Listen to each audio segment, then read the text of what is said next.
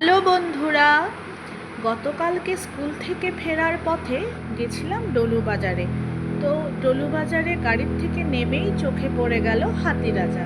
তো অনেকখানি সময় দেখলাম হাতিরাজাকে, বেশ বড়ই ছিল। সাপ্তাহিক বাজার তো তো অনেকখানি বড় বাজারই হয়। তো গ্রামের লোকেরাই নানান জিনিসপত্র নিয়ে সাপ্তাহিক হাট বাজারে আসে। নিজেদের বাড়ির ফসল করা শাক সবজি ফল নিয়েই বাজারে আসে। তো বেশ লোকাল সবজি টাটকা টাটকা পাওয়া যায়।